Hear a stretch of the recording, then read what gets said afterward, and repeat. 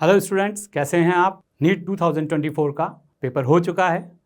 Physics और chemistry के paper analysis and questions के सॉल्यूशंस भी आप तक पहुंच चुके हैं। उम्मीद करते हैं आप हमारे साथ जुड़े हुए होंगे, साथ ही अपने अपने क्वेश्चंस के आंसर भी लगातार चेक करते जा रहे होंगे। अब हम बात करते हैं पेपर के 50% पार्ट की, यानी कि बायोलॉजी की। बच्चों, बायोलॉजी आप जानते हैं आपका स्कोरिंग सब्जेक्ट है और इसी के बेस पर आपने डॉक्टर बनने का सपना देखा था। तो आज हम सबसे पहले बायोलॉजी के पेपर का एक शॉर्ट एनालिसिस करेंगे। जैसा कि आप जानते हैं बच्चों, नीट में लगभग 24 कोर्ट्स के पेपर आते हैं। तो चलिए सबसे पहले हम पेपर का एक शॉर्ट एनालिसिस करते हैं। देखिए बच्चों, पेपर जैसा सोचा गया था, जैसा प्रिडिक्ट किया गया था, पेपर वैसा ही आया है। मतलब पेपर थोड़ा लेंदी था और पेपर थोड़ा मीडियम्स टाइप में, या एवरेज हम कह सकते हैं, एवरेज टाइप का पेपर था। जिन बच्चों ने पूरे साल मॉक टेस्ट में या क्लासरूम्स में पेपर्स की प्रैक्टिस करी होगी, टाइमली प्रैक्टिस करी होगी, उसे टाइम की कोई कमी नहीं पड़ी होगी, क्योंकि लगभग जिस तरह का पेपर लगभग पिछले साल था उसी तरह का पेपर इस साल भी उसी पैटर्न का रहा है। आइए हम पेपर की थोड़ी स्टैटिकल एनालिसिस करते हैं।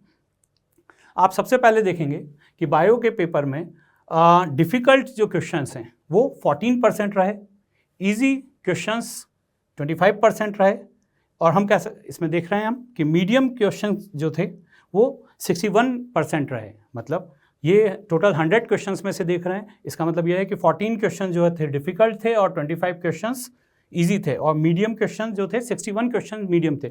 अगर हम इनको कैलकुलेट करें 25 ईजी एंड 61 मीडियम, यानी कि 86% क्वेश्चंस ऐसे थे जो आप इजीली कर सकते थे, जो आपके स्कोर को आगे बढ़ाने में आपकी हेल्प करेंगे। केवल 14% क्वेश्चन ही डिफ़िकल्ट है। आगे हम अगर देखें इसका सब्जेक्ट वाइज देखें कि बॉटनी के जो 50 क्वेश्चंस आए थे, या बॉटनी का जो पेपर था, ओनली बॉटनी में 14% डिफ़िकल्ट थे, यानी कि 7 क्वेश्चन डिफ़िकल्ट आए।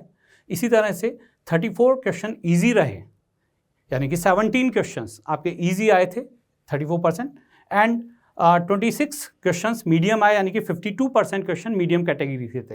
यानी कि बॉटनी में भी ज़्यादा जो पार्ट था मीडियम और इजी का ही था, यानी कि ये भी एक स्कोरिंग पेपर था। इसी तरह हम बात करें जूलॉजी की, तो आप देखें जूलॉजी में लेवल ऑफ क्वेश्चंस क्या आ रहा। जूलॉजी में 14% डिफ़िकल्ट, 16% ईजी कैटेगरी के क्वेश्चंस, और 70% क्वेश्चंस जो हैं मीडियम कैटेगरी के आए। इसमें भी एक बड़ा पार्ट जो है मीडियम कैटेगरी का आया, यानी कि एक स्कोरिंग पार्ट था। अब आगे अगर हम क्लास वाइज चेक करें कि 11th क्लास से कितने क्वेश्चंस आए, 12th क्लास की बायोलॉजी से कितने क्वेश्चंस आए, तो आप देखेंगे आपके जो बॉटनी वाला पार्ट था पेपर में, उसमें 46% यानी कि 23 क्वेश्चंस क्लास 12 से आए, और 54% क्वेश्चंस क्लास 11 से आए, यानी कि 27 क्वेश्चंस। इसका मतलब ये हुआ कि बॉटनी वाले पार्ट में 11th क्लास का वेटेज थोड़ा ज़्यादा रहा। इसी तरह से हम बात करें जूलॉजी की, तो जूलॉजी वाले पार्ट में 46% क्वेश्चंस जो थे 12th वाले पार्ट से आए, यानी कि 23 क्वेश्चंस आपके 12th वाले पार्ट से आए बॉटनी वाले पार्ट में, और 27 क्वेश्चन यानी 27 क्वेश्चन, यानी 54% क्वेश्चंस जो थे क्लास 11 से आए। तो यहाँ भी 11th का वेटेज थोड़ा ज़्यादा रहा। तो इसका मतलब 11th का वेटेज बॉटनी में भी और जूलॉजी में भी 11th क्लास की बायोलॉजी का वेटेज थोड़ा ज़्यादा रहा। अब नेक्स्ट बात करें जिसकी ऐसे क्वेश्चन जिनकी वजह से पेपर थोड़ा लेंदी हो गया, जो पिछले साल भी थे और इस साल भी थे। हम देखें तो इसमें हम जो हमारे डेटा बोल रहे हैं उसके अकॉर्डिंग सिंगल करेक्ट आंसर जो थे 45 थे, जो सिंगल करेक्ट थे, जो इजीली आप सॉल्व कर सकते थे। करेक्ट और इनकरेक्ट जो क्वेश्चन थे 13 क्वेश्चंस करेक्ट इनकरेक्ट थे, या आप कह सकते हैं मल्टीपल करेक्ट जो क्वेश्चंस होते हैं वो थे 13।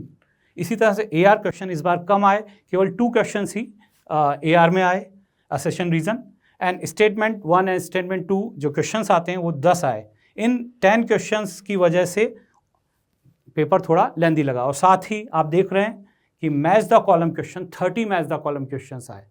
तो ओवरऑल पेपर कैसा हो गया, पेपर थोड़ा लेंदी हो गया, टाइम कंज्यूमिंग हो गया। इसके लिए आपको प्रॉपर प्रैक्टिस आपने की होगी पूरे साल। तो अगर आपने पूरे साल प्रैक्टिस की है तो आपको टाइम मैनेजमेंट में कहीं भी कोई दिक्कत नहीं आई होगी। बच्चों, ओवरऑल पेपर जो था वह NCERT बेस्ड रहा, बट कुछ ऑप्शंस कुछ स्टेटमेंट और कुछ क्वेश्चंस आउट ऑफ एनसीईआरटी भी रहे, जो आपकी न्यू एनसीईआरटी है उसके बाहर भी आए। जैसे आप बात करें एनिमल टिश्यू और कॉकरोच की, उनसे भी क्वेश्चन आए, जबकि वो टॉपिक्स आपकी एनसीईआरटी में नहीं थे। इवन कुछ पॉइंट्स जो ऐसे थे जो एनटीए के सिलेबस के भी बाहर थे, जो एनटीए ने न्यू सिलेबस रिलीज़ किया जो बहुत चर्चा में रहा था, कुछ पॉइंट्स, कुछ ऑप्शन उनसे भी बाहर आए। बट जिन भी बच्चों ने पूरे साल अच्छे से तैयारी करी है, मॉड्यूल्स पढ़े थे, जिन भी बच्चों ने डिटेल स्टडी करी थी, क्लास अटेंड्स करी थी, तो उन सभी को इन चीज़ों में कोई दिक्कत नहीं आई होगी।